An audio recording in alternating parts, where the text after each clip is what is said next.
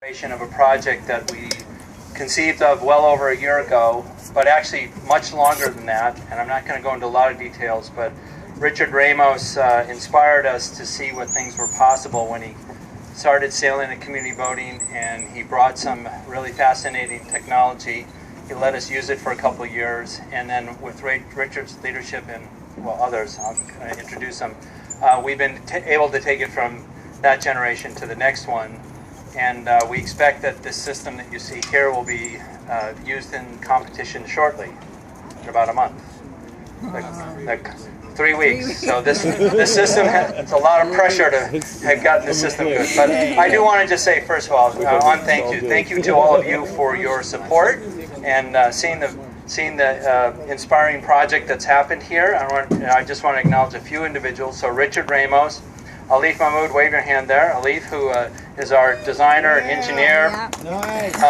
Mark Helton is here. Mark, where are you, Mark? Right over there. Mark took a lot of, he took all the footage of Richard and I and made us bake in the sun sometimes, and it was really tough, but it was good. Mary Snow, my wife, in pink right there. She handled all the digital media, social media, along with Jenny Cito, who you've all met before, and Marcin Kuniski, who's our program director for Accessible Sailing. And we had other volunteers. We also had Lauren, who was our intern, who did it. And I know, I always hate this because I always figure I forget a name, but there were many other hands who helped out with this. So we started in 2007 with Accessible Sailing Community Boating. It's been a very steep and straight line learning curve. And we think that this actually symbolizes a really fundamental benchmark. And today we are making plans through our next 5-year strategic plan on how this program is going to grow and expand and be able to touch more people's lives and be more meaningful as we go forward. And hopefully 5 years from now we'll be having like 6 sonars like this. Yeah, absolutely. So having said that, I want to introduce you guys to Richard Ramos. That's the right order, right? Richard next? Richard, who's going to say do you want help holding the mic, or?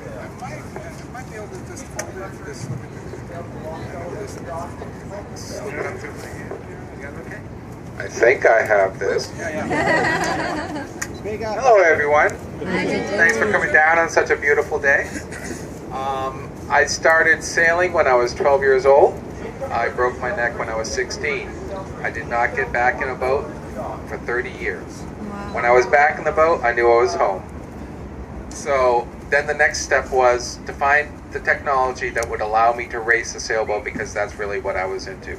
Was the competition, the camaraderie, the teamwork, being competitive, being out and being active, and then inspiring other people and furthering the technology to allow more and more people to get out there on the water with disabilities who don't even know what they might be able to do unless they see this technology.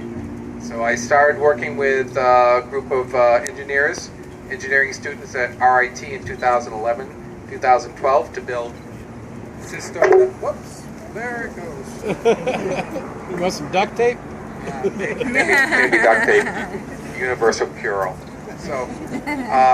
So I built the system that I used that was customized for me, and I raced that in 2012 for the first time at the Claggett Regatta in Newport, where I hope to be racing the new system in about 3 weeks. We still need one more teammate, so we're looking for that right now.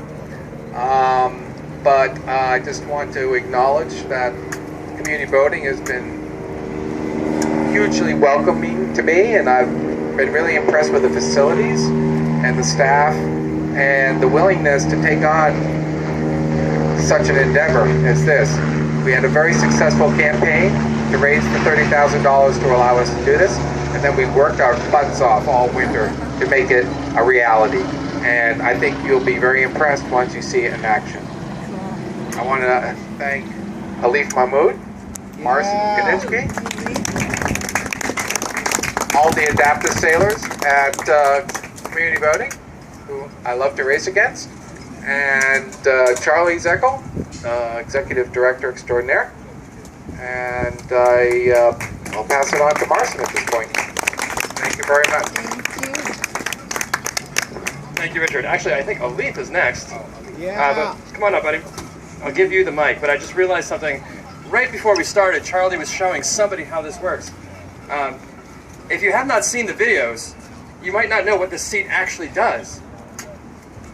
So I'm going to pass the mic over to Leaf. I'm going to hop in the chair because people have been asking, what does the hand crank actually do?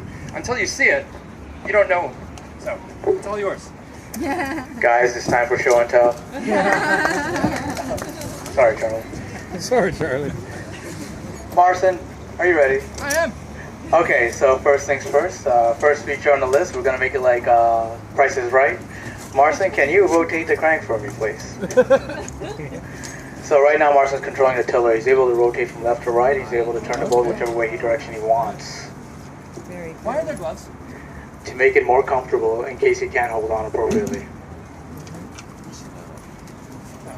Nice banter, Marson. I appreciate that. Yeah. Next thing's next. So let's say you want to move from left to right. So you want to get a better perspective, or you want to use your weight for leverage while you're sailing. So Charlie can swing Marson across and lock him in. Bingo was his name. There's a number of other features in that boat that we can't really use while Marson's in the seat because of safety reasons. We can change the position of the seat from back and forth.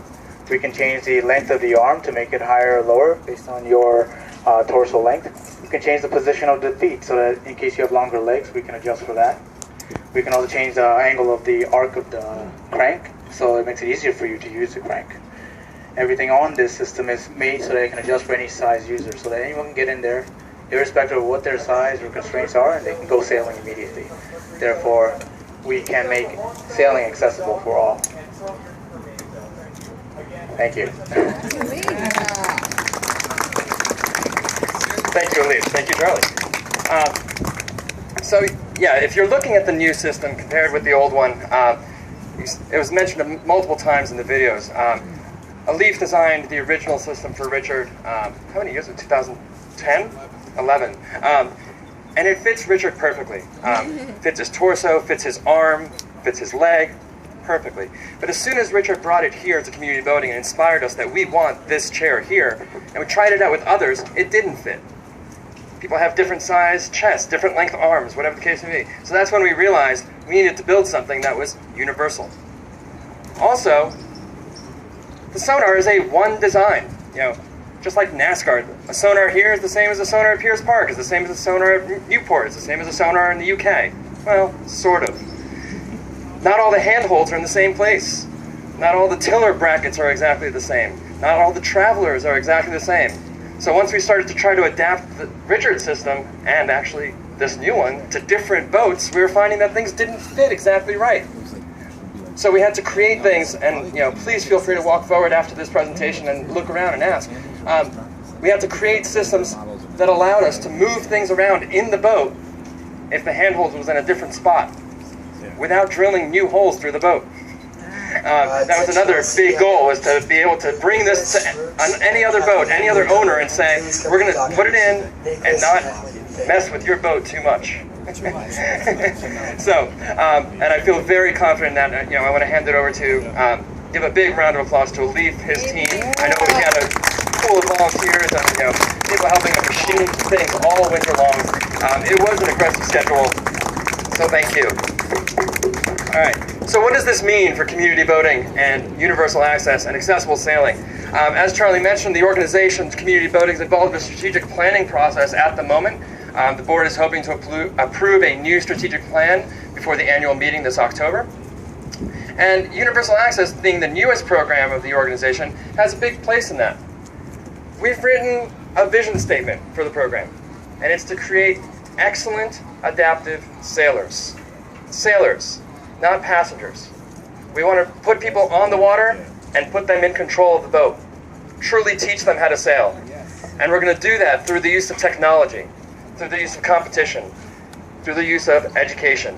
And so that's all part of the plan, but that's the statement. Those three things. Say it one more time. Creating excellent adaptive sailors through the use of technology, education, and competition. Name David. Thank you, David. So, this chair is the first step in that process. It allows us to get David in a boat and not just Richard. And hopefully, as Charlie said, we continue to make these kinds of relationships with the Leaf and other organizations, other volunteers, to further that mission. So thank you once again for coming. Please, help yourselves to the remainder of the cider. Thank you, Down East Cider, for coming down today. I'm going to hand the microphone back over to Charlie, who's going to lead us in a toast. But first, we need the champagne in hand. All right, it's coming out. So be honest, if you're not 21 plus, please don't grab it. Be honest. Yes. Anyone who's not 21, we're watching. You think I can get away with it? When we did this, we learned a lot. I mean, we learned many things because we did a social media crowdfunding campaign to make this work, and we had to come up with hopefully clever names, and we ended up with CHEERS4CHAIRS, and because we could cheer about it, and we were making a chair, and it worked good, so we thought we'd wrap this thing up with a big cheer, and to do that, we have to have a little champagne.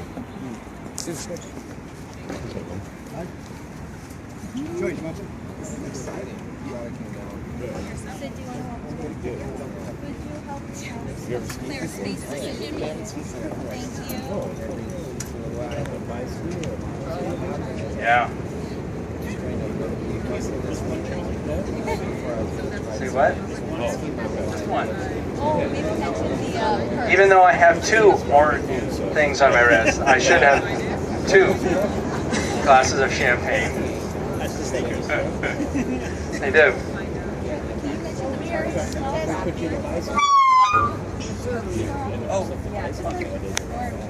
I'll mention it right now before I forget. So.